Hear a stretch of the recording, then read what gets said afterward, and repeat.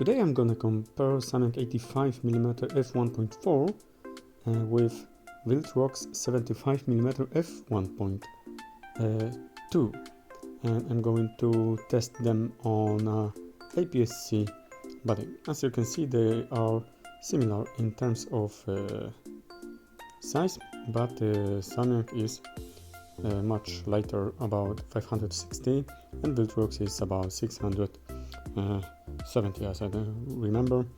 The main difference between them is that generally both of them have a manual focus ring, and that's the similarities between them. But Viltrox has also the manual aperture ring, which can be clicky or not. Here's the switch to change this, and here's the aperture ring, and it has also an AF and manual focus switch button, which is the next one. And Viltrox also have a focus hold button.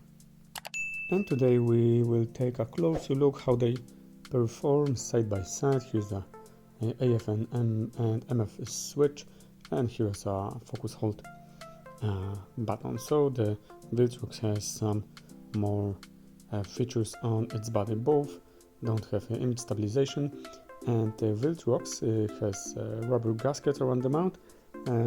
Samyang also have that gasket, but I feel that this gasket which is on Viltrox is much better, is stronger, and it's more thick, so I suppose that it can work much better in for example outside situation when it's raining, for example.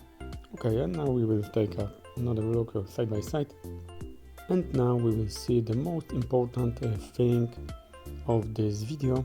It's my lovely rabbit. It's a mini lob, and her name is Candy, and I generally highly recommend having that one. They are also sometimes are very good models. Okay, and let's go back to our comparison today, and at first we will take a look at the autofocus performance in a video mode.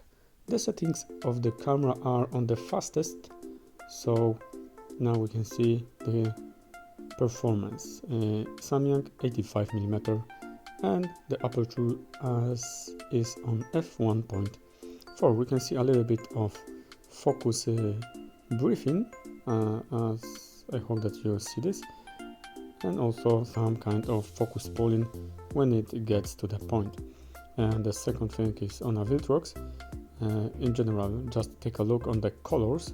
Viltrox, I like the colors much better, but I think that it's more snappy and more on point in terms of focus briefing and focus pulling, so it's get more straight to the point than Samyang. So in my opinion, here we've got better performance in terms of autofocus in a video mode, and also autofocus performance in a photography mode. And I think that it's not such a big difference. Both of them are kinda good, but the same. I think that Viltrox works a little bit better in here, but Samyang is still very kinda good. And now let's take a look on Viltrox. I think it's a bit faster and more snappy and more on point, so similar like in a video mode. So here I will give a point definitely to Viltrox for that performance. And the next one we will take a look on a Bokeh Comparison. In general, first we will see Samyang 25. It's set to a minimum focus distance, so it's just for you to know. And I think that the Bokeh balls are big and nice looking. You can see some kind of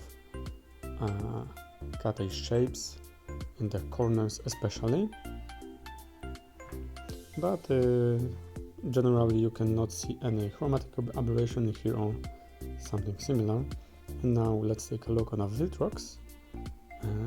As we can see, it's kinda brighter, and a little bit I like more this performance, but they are very similar, and we have also some kind of cut shapes in the corners, as you can see. But in general, I think that for me this image is a little bit some kind of cleaner, maybe something like that, instead of my very dirty sensor, as you could see. Okay, and Samyang, here we can see the comparison to the Viltrox. I was taking the same place, and now I take a little bit closer to get the same frame with Samyang and Viltrox. And here let's take a look side by side, and we're in a 300% crop mode in here. Here we will see now the same frame, so I get a little bit closer, so we can see that bokeh is already a little bit better, a little bit more smooth and more pleasant to watch.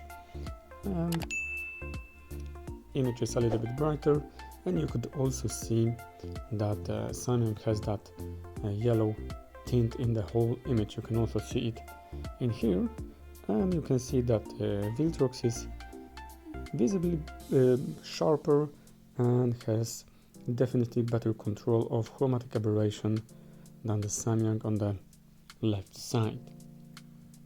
I was also trying to manual focus with these lenses, and in general Samyang was better in here because it was easier to get to the point, because the manual focus ring is very smooth, and in Viltrox it was a kind of stiff. So I think that you can be satisfied with both of these lenses on an APS-C body, but if I had to choose, I will choose Viltrox 75mm F1.2.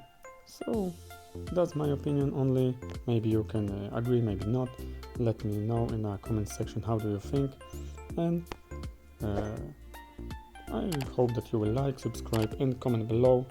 Me and Candy have a hope that you will do this. Thank you. See ya.